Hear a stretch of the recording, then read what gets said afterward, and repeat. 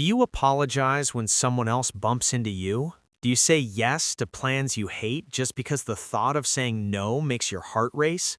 You aren't just nice. You aren't just polite. You are exhausted. You spend your entire day reading other people's emotions, guessing what they want, and becoming exactly who they need you to be. Psychology suggests this isn't a personality trait, it is a trauma response. You are stuck in a biological survival state called the Fawn Response. And the reason you can't say no is because at some point in your life, you learned that having needs was dangerous. Everyone knows the body's reaction to danger: fight, get angry, or flight, run away.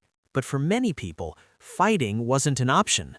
Maybe you were too small, or the authority figure was too scary, so your brain developed a fourth option: fawn. Fawning is when you immediately try to please the threat to stay safe. You smile, you agree, you become a doormat. Your brain thinks, if I make them happy, they won't hurt me. If I am useful, they won't leave me. You aren't doing this to be manipulative. You are doing it to survive. But where does this start?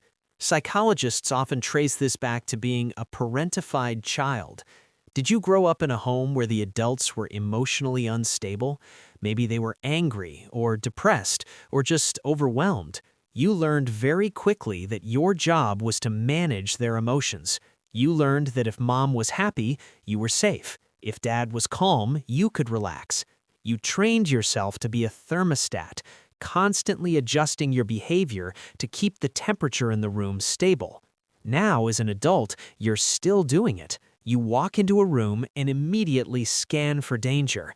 You feel responsible for everyone's happiness but your own. The problem is, people-pleasing comes with a hidden cost: resentment. There's a concept called the Covert Contract. Unconsciously, you make a deal with the world. If I do everything for you, then you will take care of me. But nobody signed that contract, so when you burn yourself out helping others and they don't do the same for you, you feel angry. You think, after everything I did for them, they don't even care? This is the tragedy of the people-pleaser. You are giving to get love, but you end up feeling invisible. So, how do we break the cycle? You don't have to become mean, you just have to learn the pause. The next time someone asks you for a favor, do not answer immediately. Your instinct is to say yes before you even think. Force yourself to say, "Let me check my schedule and get back to you." That 5-minute gap breaks the fawn reflex. It gives your brain time to ask, do I actually want to do this?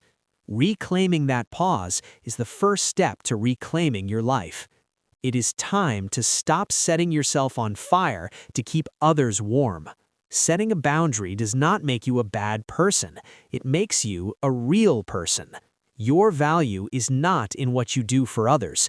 It is in who you are. Do you struggle to say no?